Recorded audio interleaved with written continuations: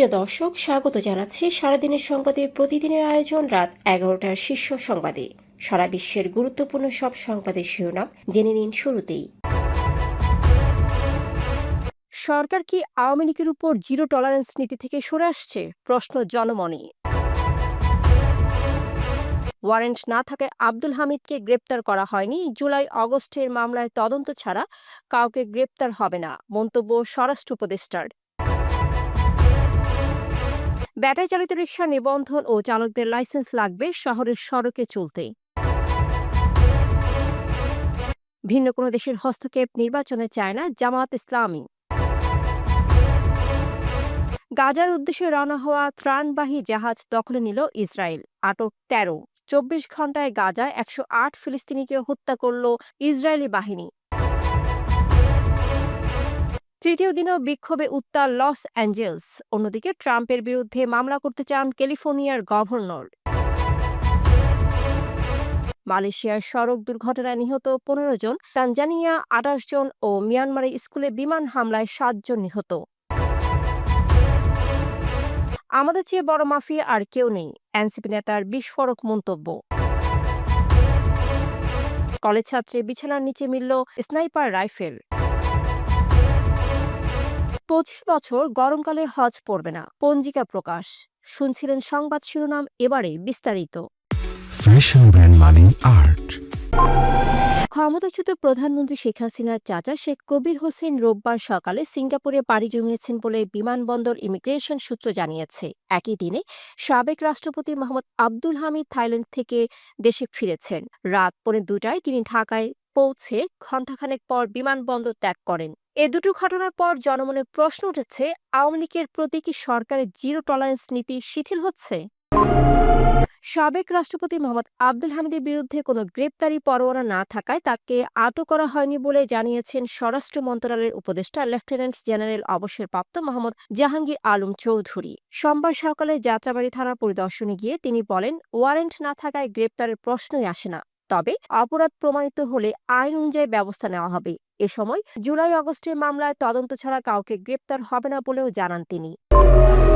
বৈদ্যুতিক three wheeler ব্যবস্থাপনা নীতিমালা ২০২৫-এ ব্যাটারি চালিত auto rickshaw, auto tempo, motor cab, rickshaw, three wheel van সহ ধীরগতির সব ৩ চাকার যানবাহনকে বৈদ্যুতিক থ্রি হুইলার হিসেবে চিহ্নিত করা হয়েছে। এসব যান বিআরটিএ অনুমোদিত স্পেসিফিকেশন অনুযায়ী তৈরি করতে হবে এবং রাজধানী সহ এ ক্যাটাগরির পৌরসভা ও সিটি কর্পোরেশনে চালাতে হলে নিবন্ধন নিতে হবে।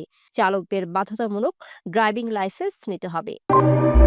জামায়াতে ইসলামীর আমির ডক্টর শফিকুর রহমান বলেছেন, শহীদদের রক্তের মর্যাদা রক্ষায় আমরা সুন্দর ও সুষ্ঠু নির্বাচন প্রত্যাশা করি। কারো হস্তক্ষেপ কাম্য নয়, আমরা অন্য দেশের বিষয়ে হস্তক্ষেপ করতে চাই না। রোববার কুলাউড়া পৌরসভা মিলনায়তনে পেশাজীবীদের সঙ্গে মতবিনিময়ে তিনি আরও বলেন, কেউ নির্বাচন প্রশ্নবিদ্ধ করার চেষ্টা করবেন না, তা শহীদদের প্রতি ঈমানদারির বিপরীত হবে। গাজার উদ্দেশ্যে যাওয়া আন্তর্জাতিক ত্রাণবাহী জাহাজ ম্যাড্রিনে হামলা চালিয়ে সেটি দখলে নিয়েছে ইসরায়েল। আন্তর্জাতিক জলসীমা থেকে জাহাজটি আটক করে আশদাদ বন্দর নেওয়া হয়। খাদ্য ও চিকিৎসা সামগ্রী বহনকারী এই জাহাজের স্বেচ্ছাসেবকদের অপহরণ করা হয়েছে বলে জানিয়েছে ফ্রিডম ফ্লোটিলা কোয়ালিশন। একই দিন ঈদুল আজহা তৃতীয় দিনে গাজায় ইসরায়েলি হামলায় নিহত হন অন্তত ১০৮ জন এবং আহত হন ৩৯৩ জন। গাজার হাসপাতালগুলো প্রয়োজনীয় চিকিৎসা দিতে পারছে না বলে জানিয়েছে স্বাস্থ্য মন্ত্রণালয়। যুক্তরাষ্ট্রের লস অ্যাঞ্জেলসে অভিবাসন বিরোধী তল্লাশি জেরে তৃতীয় দিনের মতো বিক্ষোভ চলছে। বিক্ষুব্ধরা গাড়িতে আগুন দিয়েছে, পুলিশ আগুন নিয়ন্ত্রণে কাজ করছে। এদিকে রাজ্যের মতামত না নিয়ে ন্যাশনাল গার্ড মোতায়েনের নির্দেশ দেওয়া প্রেসিডেন্ট ট্রাম্পের বিরুদ্ধে মামলা করার প্রস্তুতি নিচ্ছেন ক্যালিফোর্নিয়ার গভর্নর গ্যাভিন নিউসাম। এনবিসিকে তিনি বলেন, ট্রাম্পের পদক্ষেপ আইন বহির্ভূত এবং বিক্ষোভের কারণ তার নীতি। মালয়েশিয়ার পেরাক রাজ্যের গেরিক শহরের কাছে সোমবার ভোরে ভয়াবহ সড়ক দুর্ঘটনায় বিশ্ববিদ্যালয়ের শিক্ষার্থী বহনকারী একটি বাস ও এমপিভি সংঘর্ষে ১৫ জন নিহত হন। বাসটি জেদ্দা থেকে তানজুং মালিং ক্যাম্পাসে ফিরছিল। একই দিন তানজানিয়ার দক্ষিণ পশ্চিম সীমান্তে শনিবার রাতে আরেক সড়ক দুর্ঘটনায় ২৮ জন নিহত হয় বলে রোববার জানিয়েছে দেশটির কর্মকর্তারা। এছাড়া মিয়ানমারে একটি স্কুলে বিমান হামলায় নিহত হয়েছে ৭ জন। জাতীয় নাগরিক পার্টির কেন্দ্রীয় সদস্য ও বেসরকারি কারা পরিদর্শক জুবাইরুল আলম মানিক বলেছেন, শেখ হাসিনার মতো মাফিয়াকে বিতাড়িত করেছি, এখন আমরাই দেশের সবচেয়ে বড় মাফিয়া। সোমবার চট্টগ্রামের আনোয়ারা এনসিপির ঈদ পুনর্মিলনী অনুষ্ঠানে প্রধান অতিথির বক্তব্যে তিনি এই বিস্ফোরক মন্তব্য করেন।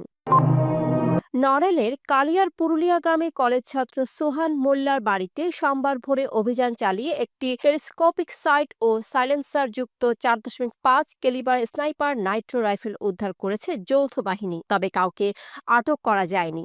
ওসি আব্দুল আল মামুন জানান, রাইফেলটি পরীক্ষার জন্য পাঠানো হয়েছে। পুলিশ জানিয়েছে, সোহান এই অবৈধ রাইফেল ব্যবহার করে স্থানীয়দের ভয়ভীতি দেখাতেন।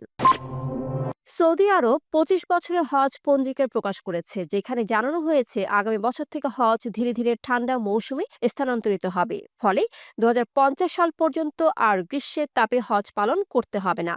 ন্যাশনাল সেন্টার ফর মিটিওরোলজির মুখপাত্র হোসেন আল কাহতানি গালফ নিউজকে জানান, এ বছরে গ্রীষ্মকালীন হজের শেষ বছর। দর্শক, এতক্ষণ আমাদের সাথে থাকার জন্য ধন্যবাদ। প্রতি মুহূর্তে দেশ বিদেশের গুরুত্বপূর্ণ সব সংবাদ জানতে ভিজিট করুন www.সারাদিনেরসংবাদ.com ও চোখ রাখুন সারাদিনের সংবাদের অফিসিয়াল ফেসবুক পেজে। Fashion brand Mani Art. Men's, ladies, and kids wear. Art. Be smart.